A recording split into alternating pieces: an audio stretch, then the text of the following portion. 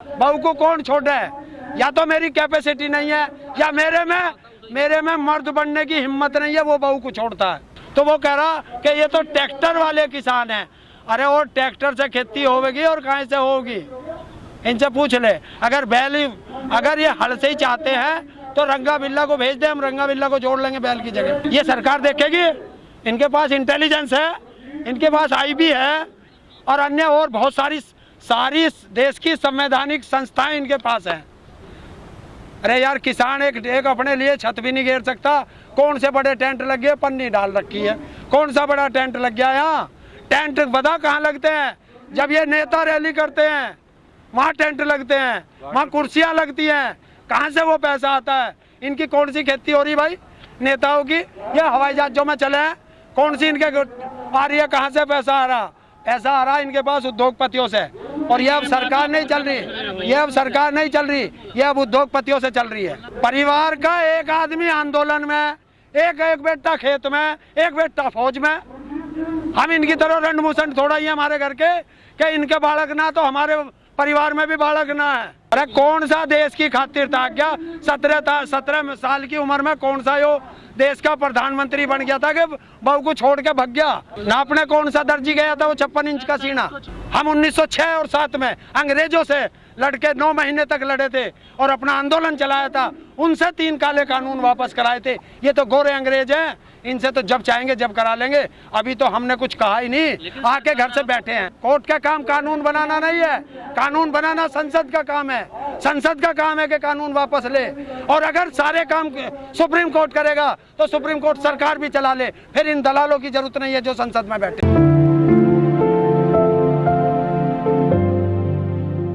Sir, 8 दौर की वार्ता हो चुकी है सरकार से, लेकिन कोई नतीजा नहीं निकला है सरकार और किसानों के बीच में। देखिए, नतीजा जिस दिन सरकार चाहेगी उस दिन निकलेगा जी। अभी किसान भी शांत है और नतीजा निकलेगा। अभी ये देख रहे हैं कि किसानों को कितना देर तक हम तोड़ सकते हैं, क्योंकि किसान इनसे नहीं टूटा तो अब ये नेताओं को तोड़ने की कोशिश करेंगे।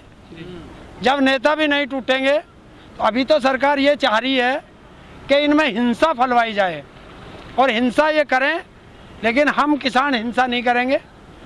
बाकी 26 जनवरी को जाएंगे, तिरंगा लेके जाएंगे। और अभी तो ट्रैक्टर हाईवे पे चले हैं, 26 जनवरी को किसान पथ पे चलेगा।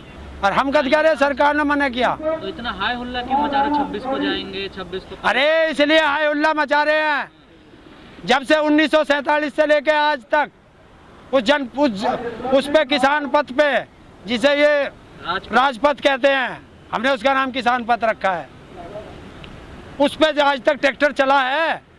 क्यों नहीं? देश कृषि प्रधान देश है, उस पे कृषि प्रधान देश का बैलों का हल चला है, बैलों की जोड़ी चली है। क्यों नहीं उस पे किसान की प्रदर्शनी में एक नुमाइश किसान की भी लगती है? क्यों नहीं लगती है? तो हल की और किसान की तो निकलती है। कहाँ लगती है? वो फर्जी निकलती है। और उसमें देखा है किसान किस तरीके का होता है, उसके शरीर पे कपड़े नहीं होते हैं। ये हमें भी ऐसा ही बनाना चाहते हैं। तो अब दिन दिखाई दे रहा है, अब ये हमें कह देते हैं हम किसान नहीं हैं। ये तो जर्सी वाले किसान आ गए, ये तो जूते वाले किसान आ गए। अरे कल परसों उस पर एक फर्जी सांसद बैठा था राज्यसभा का, क्योंकि उस राज्यसभा में जाना चाहिए देश के जो बुद्धिजीवी वर्ग हैं, उनके लिए राज्यसभा बनी थी। लेकिन आज ये क्या है, अपनी पार्टी के किसी को भी जो लोकसभा नहीं जीत सकता, जिसे जनता हरा देती है, उसे चुन के राज्यसभा भेज देते हैं। हम ये अपने जमीर पे, अपने माथे पे ये नहीं लिखवाना चाहते कि सरकार बात करना चाहती है, किसान नहीं आता। किसान जाएगा, बार बार जाएगा, बुलाओ ये।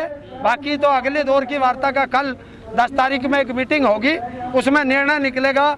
और वे हमारे जो बड़े पूरी बैठेगी मीटिंग, 500 कुछ जो वे हैं, हमारी यूनियन है, जो गठबंधन है, वो बैठेंगे, वो कल निर्णय लेंगे 10 तारीख को कि इसमें जाना है या नहीं जाना अगली बार। लेकिन सरकार ने किसानों को बिना मुकदमे के ही तारीखों में उलझा दिया है।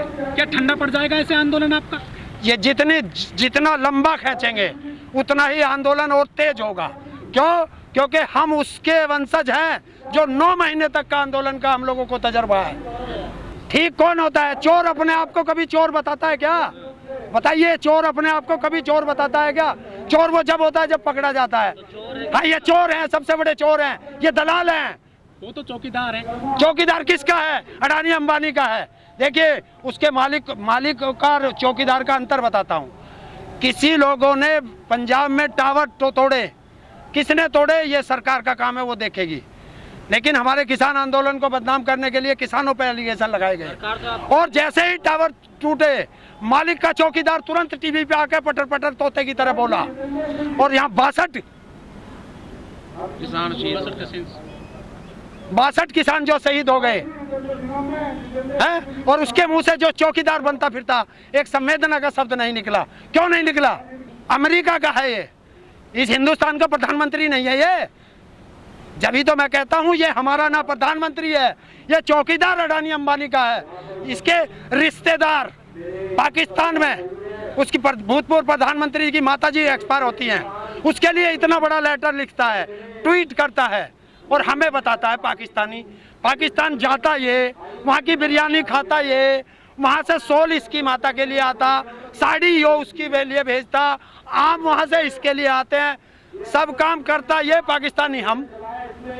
लेकिन जो बड़े उद्योगपति हैं अडानी और अंबानी, अब तो वे खुलकर सामने आ गए हैं कि किसानों के मामले में हमें मत घसीटो, हम तो डायरेक्ट सामान ना लेते हैं किसानों से, ना उनकी जमीन ले रहे हैं, हम तो एफसीआई का अनाज केवल सुरक्षित रखते हैं। भाई मैं उसको एफसीआई के अनाज की बात नहीं कर रहा, ये उद्योगपति काले धन में से इन्हें चंदा क्यों दे रहे हैं? अगर हमारे कोई बच्चा होता, यहाँ तो मर गए, शहीद हो गए 62-63 आदमी, इसके मुंह से एक शब्द नहीं निकला, और इसके मालिक का पोता होता है, ये जाके वहां झुनझुना लेके बधाई गाता है बंबई में जाके। तो किसका है ये प्रधानमंत्री? पहले तो ये डिसाइड करे। देखिए, आज आपको सबके सामने बता देता हूँ, ये आरएसएस सरकार चलाती है, और ये आरएसएस को बड़ी मुश्किल से सत्ता मिली है।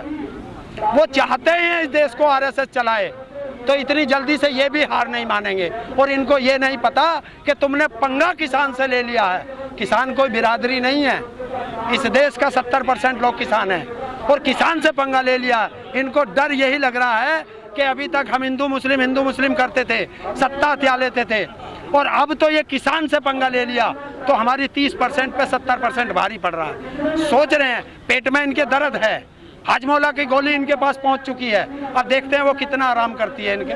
देखिए, अब वो बार बार कह रहे हैं, तो फिर ये क्यों बुला रहे हैं? तुम जा क्यों रहे हो? खाना जाते हो? हमारे यहाँ निमंत्रण आता है, खाना हम किसका खाते हैं? हमने उनका खाना नहीं खाया, नमक उन्होंने हमारा खाया है, और नमक हराम भी कर रहे हैं वे लोग। जय जवान, जय किसान। देखिए, ये बड़ों का निर्णय है जो हमने चुन रखे हैं।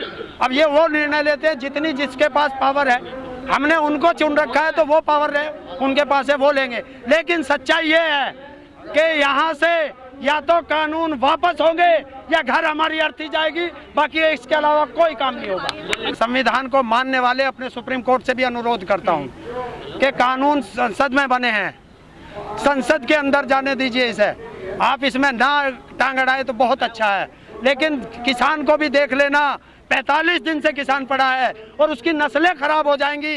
देखिए, महामारी है, किसान आया, कौन से हम जो हैं 45 दिन से सारे बॉर्डर पे पड़े हैं, 30 लाख के आसपास है। किसी एक किसान को कोरोना हुआ? नहीं हुआ। और ये जो अपनी रैलियां कर रहे हैं, सुप्रीम कोर्ट महोदय इनकी रैलियों पे प्रतिबंध क्यों नहीं लगाता? सबसे पहले इन नेताओं को भट्ट में बांटे। संसद क्यों नहीं चलाते? बाकी देश का सारा चीज चला रखी है, जहां किसान का निर्णय होना है उस संसद में क्यों नहीं इन्होंने संसद का सत्र डेड कर दिया? एक रैली छोड़ी है इन लोगों ने, रैली बंद की है इन्होंने? नहीं की। तो मैं कहता हूं कि किसानों से टकराना छोड़ दे सरकार, वरना अभी तो हमारे ट्रैक्टर हाईवे पे चले हैं, किसान पथ पे चलेंगे 26 जनवरी को हमारे ट्रैक्टर।